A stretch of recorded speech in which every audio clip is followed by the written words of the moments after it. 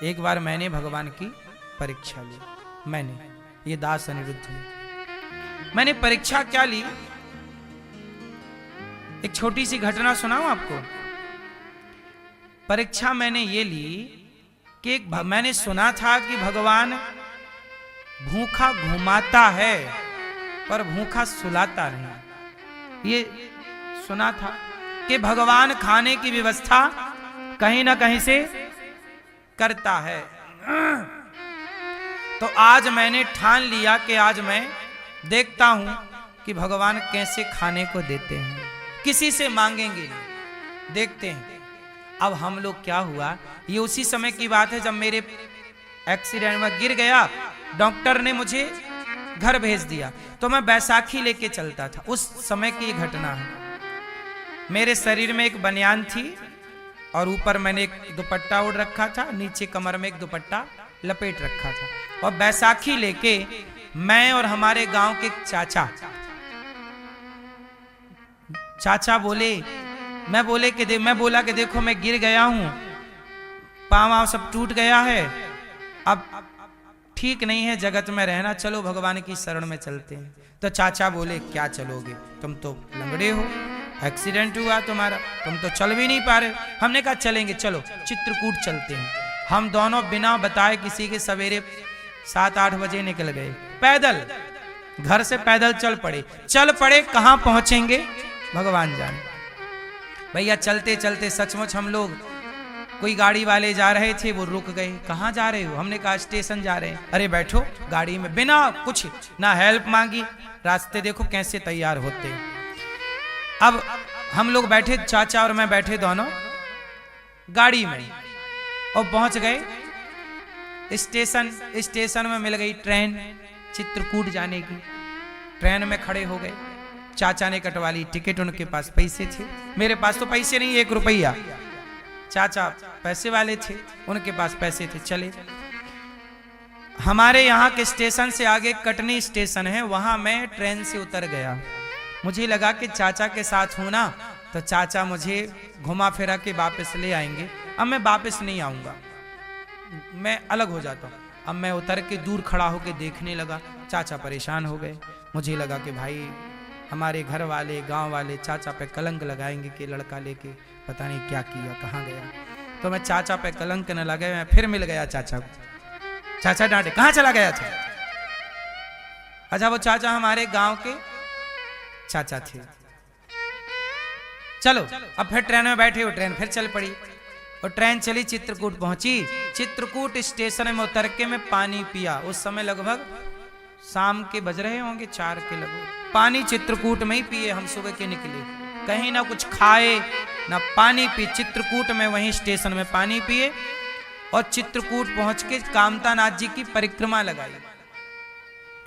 और अभी तक हम, भूख कड़ाके की लग रही थी, पर हमने किसी से कहा नहीं। आज तो संकल्प था कि ये देंगे, कैसे देते हैं देखते हैं कि कैसे ये देते हैं, कैसे इनकी देनगी है, इनकी देनगी कैसे, ये भी तो देखना चाहिए। तो हम लोग चले, एक आश्रम में पहुंचे, रात के लगभग 9 बज रहे थे। तो वहां एक प्रोग्राम चल रहा था रात का, कोई भजन कीर्तन का आश्रमों में चलते रहते हैं। तो हम लोग प्रोग्राम में बैठे, और जब प्रोग्राम से उठ गए, अच्छा जब हम लोग पहुंचे ना, उस समय पंगत हो चुकी थी। पंगत मतलब साधुओं के यहाँ भोजन को पंगत बोलते। पंगत हो गई, पंगत के बाद किसी को कुछ नहीं मिलेगा, ये संतों का नियम है, आश्रमों का नियम होता है। पंगत हो गई, तुम टाइम से आओ तो खाओ, लेट हो गए तो फिर कुछ नहीं मिलेगा, क्योंकि साधु है, कोई तुम्हें दिन भर थोड़ी बना के खवाता रहेगा।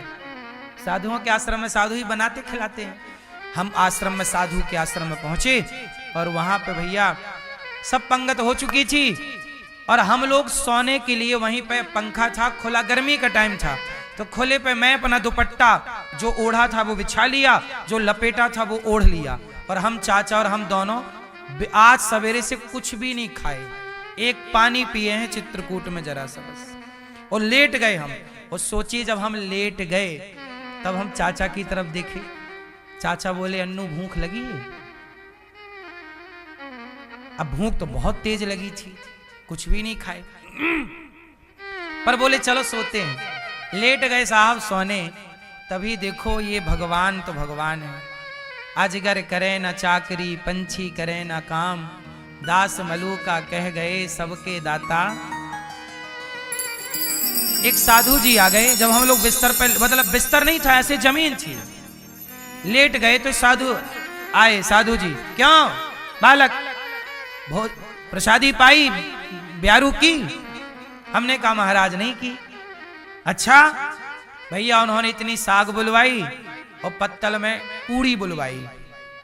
रात को जब हम लोग लेट गए तब उनके मुंह से आवाज आई कि भूख लगी, कुछ खाओगे? हम समझ गए कि ये खाओगे ये नहीं बोल रहे हैं, भगवान कह रहे हैं कि भाई इन्हें जाके कुछ दो। प्रेरणा उनकी हुई, वरना ये तो हमें पहले भी मिले थे, ये तो पहले भी हमें देख चुके हैं कि हम यहां हैं। तब तो नहीं बोला इन्होंने कि खाओगे, अब बोल रहे हैं खाओगे। वो पूड़ी लाए, साग लाए, तो हम साग और पूड़ी चाचा और हम दोनों फिर खाए पेट भर के, और खा के सोए, और सवेरे फिर नहा धो के फिर कामतानाथ जी की फिर परिक्रमा की। तो कहने का अर्थ ये हुआ कि जब आप ईश्वर के आश्रित रहते हैं तो जिम्मेदारी इनकी ही हो जाती है। और मैं तब से आज तक यदि कुछ खा रहा हूं तो इनकी ही रोटियां खा रहा हूं, मेरा अपना कुछ नहीं। यही खिला पिला रहे हैं, यही जिला रहे हैं, यही सांसें दे रहे हैं। ये आज हमसे सांसें छीन लें तो हम इनसे छुड़ा के थोड़ी ले आएंगे कि लौटाओ। क्यों? चलना तो हमें सारी जिंदगी इन्हीं की मर्जी से है, जगन्नाथ जी की मर्जी से। तो जब इन्हीं की मर्जी से सब चलना है और हो रहा, तो हम अपनी मर्जी चलाएं क्यों? हम तो न्यूट्रल हैं, हम तो कुछ कहते ही नहीं। जो ये कहते हैं, जो ये चाहते हैं, वो हम करते हैं। हम तो इनके पीछे की पुतली हैं। जैसे नचाएंगे सबही नचावत राम गुसाई, जैसे नचाएंगे वैसे वैसे हम तो नाचने वाले हैं, नचाने वाले कोई और हैं। बस ये आत्मसमर्पण तब का मेरा आज तक है। तब से मैं समझ गया कि प्रभु आप सबका ख्याल रखते हो, आपके राज्य में कोई भूखा नहीं सो सकता। मैं इस बात का गवाह हूं कि दिन भर भूखा रह सकता है कोई, लेकिन कोई भूखा सो नहीं सकता। भगवान कहीं से कहीं ना कहीं व्यवस्था 24 घंटे में एक बार तुम्हें ईश्वर देंगे ही देंगे। बोलो हाँ। ये मैं इस बात का गवाह हूं, और मैं परीक्षा ही लेके चला था, देखेंगे, और दिया इन्होंने तब से। इसलिए कहता हूं आप लोग भी भगवान पे यूं ही भरोसा मत देखो, भगवान पे तो वैसे यूं ही भरोसा कर लेना चाहिए। फिर भी यदि मेरी बातों पे, शास्त्रों पे, गुरुजनों पे, साधु संतों पे कोई डाउट्स हैं तो कोई बात नहीं, आप भी पहले ईश्वर पे भरोसा करिए। आप भी परीक्षा ले लो, तुम्हारे परीक्षण में खरा उतरे कन्हैया तो ठीक है, हम तेरे, और नहीं खरा उतरे तो कोई बात नहीं, आपके रास्ते अलग, भगवान के रास्ते अलग, क्या दिक्कत है। पहले इस्तेमाल करो फिर विश्वास करो।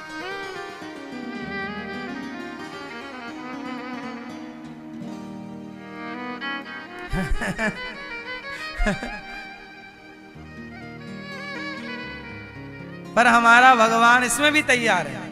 तू मेरी परीक्षा लेना चाहता आजा। यदि आपको भगवान की परीक्षा लेनी है तो हमारे भगवान इतने दयालु हैं कि तुम्हें परीक्षा भी दे देंगे। ले भैया ले ले मेरी परीक्षा। भगवान के जितना देखो, मेरी बात पे भरोसा करके भगवान पे भरोसा करना है तो एक रास्ता ये है कि आप डायरेक्ट कर लो, पर इसमें कोई किंतु परंतु हो तो जैसे मैंने अनुभव किया तुम भी कर लो ना, एक अपने हिसाब से कसौटी पे खरा आप भी उतार लो अपने कन्हैया को। भगवान भगवान मैं एक बात क्या बताऊं, कई बार हुआ कि भगवान, मुझे ऐसा लगा क्या अभी भी लग रहा, मैं कभी ये नहीं समझता कि भगवान मेरे पास नहीं है, सदा यही समझता हूं कि भगवान मेरे साथ है। तू अकेला नाही प्यारे राम तेरे, मैं क्यों कहूं वो कौन सी क्षण, कौन सी घड़ी, कौन सा क्षण है जहां भगवान मेरे साथ ना हो और जहां भगवान आपके साथ ना हो। देखो भगवान 24 घंटे सबके साथ रहते हैं। कोई समझ लेता है, कोई समझ नहीं पाता। भगवान, हम आपको ये सब बता रहे हैं, ये भी भगवान देख रहे हैं और सुन रहे हैं कि ये क्या बता रहा है। आप सुन रहे हैं, कैसे सुन रहे हैं, ये भी भगवान देख रहे हैं और समझ रहे हैं।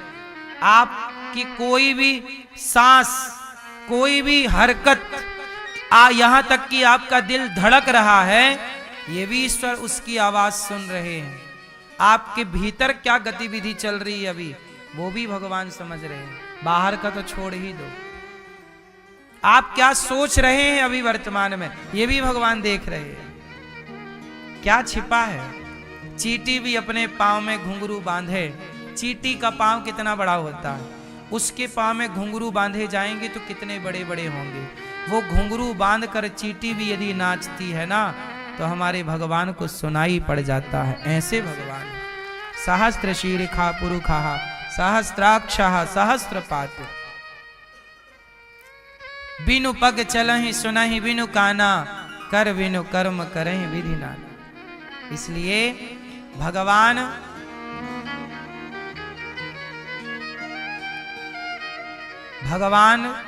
समर्पण का सब्जेक्ट है, आत्मसमर्पण। मैं अब कुछ नहीं, शून्य हूं, मैं ईश्वर के हवाले हूं, बस इतना पर्याप्त है। आप उनके हवाले हो जाइए, आत्मसमर्पण कर दीजिए।